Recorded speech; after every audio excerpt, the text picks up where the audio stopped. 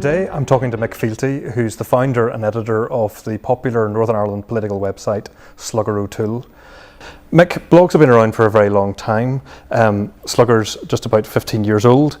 Why did you start it? What was the intention of putting up a blog kind of all those years ago? I only found out about blogging about maybe 2 or 3 months before that, maybe 4 or 5. They really came to prominence in the US around about the time of the 9/11 attacks in 2001, and that saw a kind of an exponential growth in the blog as people wanted to share their feelings, their thoughts, sometimes their sheer anger, and it created a kind of an explosion of comment in America, and it just became a big thing. Now, the office where I was working at the time did a lot of work. It was a consultancy. We did a lot of work for American clients. So this was something we almost had like a front row seat on. And somebody mentioned this word, blog, blogging, blogger, blogger.com. And I thought, what an ugly word. But I better go and have a look at it. And what I figured out was it was really easy just to set one up. Now, I thought, well, that's a good tool. When I've got something useful to do with it, I'll set a blog up and see how it goes. Now, over the following 3 or 4 months, I'd set about 3 different blogs up. I'd set one up on theatre in the round, which was an interest of mine. I set one up just to blog purely in the Irish language. And then I had this idea, because at the time, back in 2002, unionism was really in a very bad way. Stormont had begun and stopped several times, and there was a general sort of pessimism around at the time, and it struck me that unionism, political unionism, needed an intervention, a positive intervention that would allow it to begin to get out of its sense of having no future. So I banded together a small writing team with an English colleague who had no connection with Northern Ireland at all. And really by that summer, by June 2002, I thought what I need to build this is a research resource. And that's really all that Slugger was for me, was a public pinboard where I could put useful stories in preparation for the researching and writing of this paper. I mean, a blog is really just a website with a series of articles, and then also the concept of people being able to leave comments underneath and kind of engage in a bit of conversation around what's there. It's kind of like a public diary, nearly. Why did you decide, though, that was the way to intervene, rather than, say, go around and have private conversations with unionist leaders, or have a symposium at a university, or write an article for a paper? Why go online? Why take it to the internet? I would like to say that I had a strategic plan, but the truth is I didn't.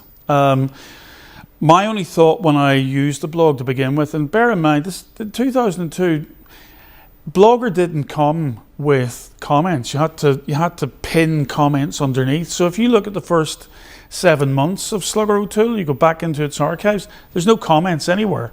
Any comments that there were have disappeared because the piece of software disappeared into the ether many years ago. But in any case, not many people were talking.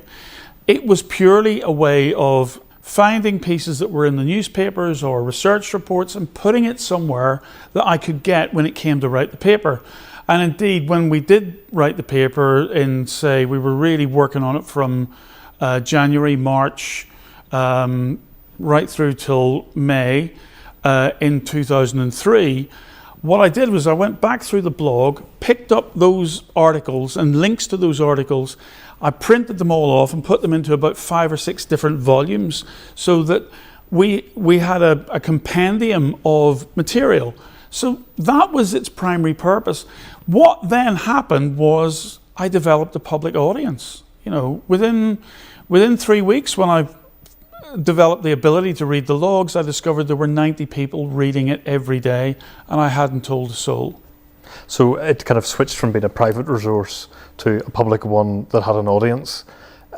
Did you think that after you kind of got the paper written, or you got the unionist intervention was over and you had fixed unionism, but did you think that actually there'd be, when did you realise that you would actually want to keep that on, and actually there were other topics you would want to tease out and actually this could be an ongoing thing? Well, one of the things we were able to do, we got some funding to do the paper with, and we were able to set some of that funding aside to completely rejig Slugger, to take it off blogger.com and to give it, it wasn't WordPress, but it was a more robust commenting system. And when we started publishing some of the long form qualitative interviews that we did with public figures, just giving them a chance to talk about what unionism meant to them, that's when the conversation started. And really, it's conversation like that has sustained the blog for 15 years. I think it was 15 years of just me talking into the ether. Wouldn't matter how big the audience was. I'm not sure personally that I could sustain the interest. It's always been the conversations around Slugger that have drawn people in, that have created new contexts and new spaces. And really, that's why by the time we published the paper, I think on the 12th of May 2003, that by that stage, the blog had taken on a life of its own, and it never seemed to me that it was the kind of thing that I could just go, right, that's over. It's just exponentially growing. We'll come back to the kind of the makeup of Slugger and what it looks like today, but I mean, as a child, were you kind of politicized early? Where did your interest in politics kind of come from? Well, there's no real politics in my family. My father was from Donegal. Both my father and mother were born before partition. My mother only just. My father was old enough to remember the old Coast Guard station at Fannet Head being burned down the night that the British left. But neither of them were particularly political. In fact, the instructions we received were very clear. Do not talk about politics or religion outside the house, the family home. And in fact, we didn't really talk about politics inside. But I was 10 in 1969 when the whole conflagration kicked off. My father was managing a Catholic-owned pub in a Protestant town, Hollywood. The news was very clear to me. Catholic pubs are being targeted all over Belfast, and there was a real way in which all of that politics was really personal and violent and had seemed to come out of nowhere. And in a way, I guess, the sort of political mission in me has always been to try and unlock the puzzle. What was all of this about? You know, what are these conflicting destinies that kind of constantly push two big blocks of communities up against each other? And in a way, what all Slugger is, it's a kind of a soft political intervention, a sort of a collective inquiry as to find out, well, what is bugging Northern Ireland? What's getting it to it, and how can we understand that better and clearer without going back to the the bad old days of my childhood and teenage years? One of the interesting facets of Slugger is that unlike something like Conservative Home or some of the kind of Labour or Liberal blogs in England, you deliberately try and bring together different views. So if something happens, it's quite okay to have 3 different articles about the same thing because they will come from different perspectives. It's not kind of tuned into just one, kind of left, right, kind of Protestant, Catholic, nationalist, liberal. It doesn't have one thing. How soon did you realise that you could get something out of that was value in having diversity of opinion and I think pluralism? Right from the very beginning. The truth is, I was Irish Catholic from a nationalist background in broad cultural terms. Went to GAA matches with my dad in the middle of County Tyrone and all over the countryside. Went to Clonus, saw Ulster finals, from the early, mid-60s onwards. But I was really curious about unionism, and I wanted to go and investigate unionism with a real open hand and an open heart. So to a large extent, that drew unionists into the project really early on. But of course, my ability to write badly in Irish and, to really make it clear that this wasn't a unionist or a nationalist project, really created the conditions for that, I think. And really just, I didn't have a view, or obviously I've got private views about certain things, but I didn't want to take a public position as to whether unionism or nationalism was going to win out. Seems to me a lot of the predictions that people make periodically about what's going to happen over the next 5, 10, 15 years, the more definite they are about those predictions, the more badly wrong they get those predictions. So I've had a soft approach to that sort of participatory inquiry approach, and in not tying things down, it creates more space for people to come in and share their own views and their own objectives. The blog has developed a kind of a reputation beyond Northern Ireland, beyond this island. Regularly turns up. I'm not sure how much value you can put in kind of top 10 lists of things, but it's frequently up there on a kind of a UK basis. Are you surprised that, I mean, Northern Ireland, we have a lot of politics per person, but are you surprised that actually something from here has grown to that scale where actually it has a reputation and people talk about it and look at it as an example? Yeah, in 2002, yes, I would have been surprised. But even back then, I was approached within 3 months. Now the blog, as far as I'm concerned, I'm just crunching away at it and just developing a local audience. But a researcher from the School of Journalism at the University of Cardiff came to visit me and say, "You're one of the new growing blog things. When I want to know what you think of yourself. Are you a journalist?" I went, "No, I'm a researcher. I'm not a journalist. It's not what I do." People still say, "You're a journalist." Well, of course, I've written for The Guardian.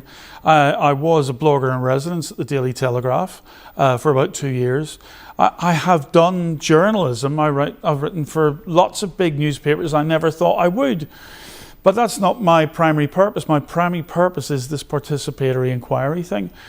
Am I surprised? No, absolutely not. The first time really I came to fame, notoriety, whatever it is, The Guardian did Oliver Burkeman did a big piece in the Guardian feature section on the 6 most influential bloggers in Britain. And you qualified? I qualified, yeah. And so it's not been a surprise since then. You know, really what we're noted for is what we know about Northern Ireland. You know, we do write about Southern politics, we write about British politics, we write about Scotland. Very, very important to us as ancillary spaces. But when London comes to us, they want us to give an authoritative account of what's happening in Northern Ireland, and never more so, at the points when there's a crisis, a breakdown of confidence, or when something kind of extraordinary happens and it explodes onto the UK news networks. In terms of the kind of themes and some of the stories that have been long running across Slugger, what are some of the ones that come to mind that you think an awful lot of time and effort got invested in, but maybe some reward? Well, it's not always a matter of putting a lot of effort into it. I mean, sometimes there was the sacking of the 4 non-executive directors at Northern Ireland Water, which only ourselves, Sam McBride at the newsletter and Jamie Delargy at UTV paid any attention to at all. And yet it was utterly fascinating. It was in the summertime. I think it was a PAC meeting where things didn't go quite to form. Somebody gave me a tip-off, told me to go and have a look at the video. I sat on a Friday night. It was 3 hours long. It was a committee meeting in Stormont. It was the best TV I'd seen in a very long time. I think I got through about 4 or 5 glasses of very nice red wine. And that really gave me something to get my teeth into for the whole of that silly season of 2010. And they had some quite spectacular results within about probably 3 or 4 weeks. The pressure that we managed to build up on people inside the system meant that we had contributed to the suspension of a permanent secretary for only the first time in the history of the Northern Ireland Civil Service since 1921, and only the second time in the whole history of the British Civil Service, 150 years. Now, weirdly, it didn't really have any great play beyond Slugger, but what it meant was that was the first time the civil servants took Slugger O'Toole seriously. We already knew the political classes did. So that's one example of a really hard, we really did really hard yards to try and find out what was going on inside the system. But I suppose one of the ones that I'm kind of most proud of, I had nothing to do with personally. Belfast Gonzo, who was a great blogger we had for a long time in the early days, I think did a piece on discrimination against migrants in South Belfast.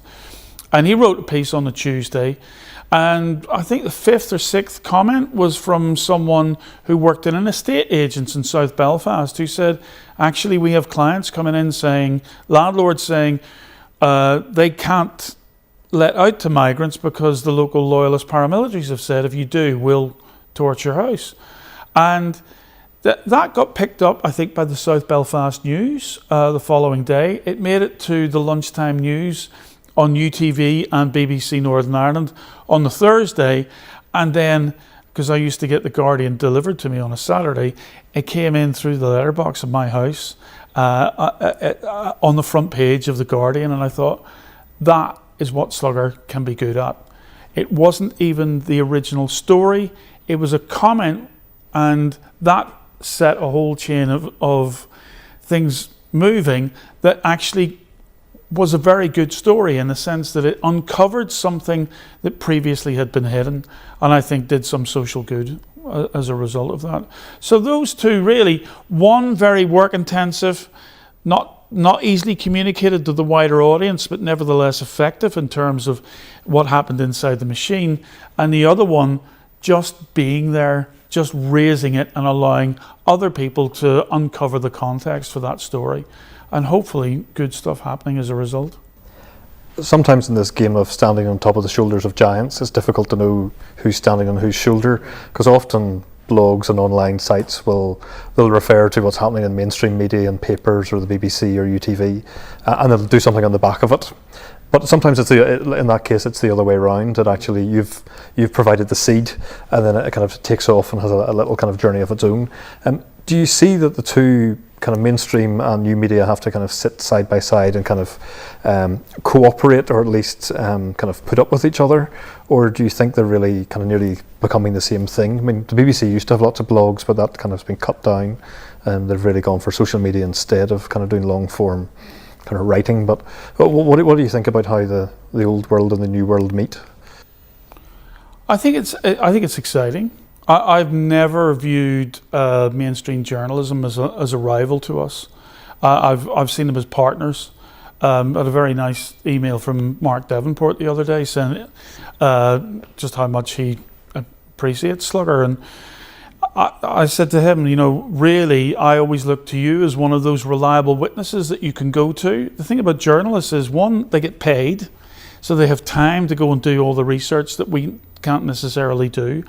Although sometimes, because we're free and we're based on voluntary labour, we can follow a story arc in a more deliberate and determined way than journalists can. And often we can uncover things over time that they wouldn't find originally. First time I went into the BBC to record something, Noel Thompson was there, and he was typing away at his computer, and it was Hearts and Minds at the time, and he said, I'm just looking up Slugger to find this thing. Can you tell me? I don't even remember what the story was, but he was using Slugger's archives as a research tool, which pleased me in great depth, because that's what I put it together for.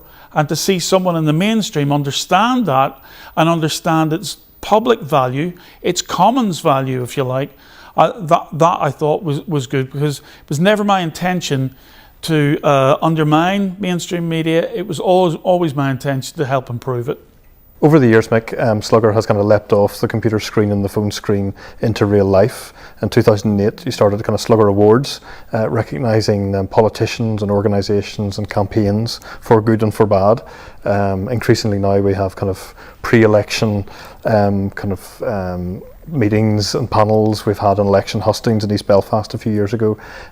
So there's kind of that notion of the community around Slugger isn't just all kind of people bickering virtually, but actually sometimes meeting in real life, sometimes kind of crossing all kinds of barriers they normally would have had up to sit in the same pub or sit in the same room and have a friendly discussion.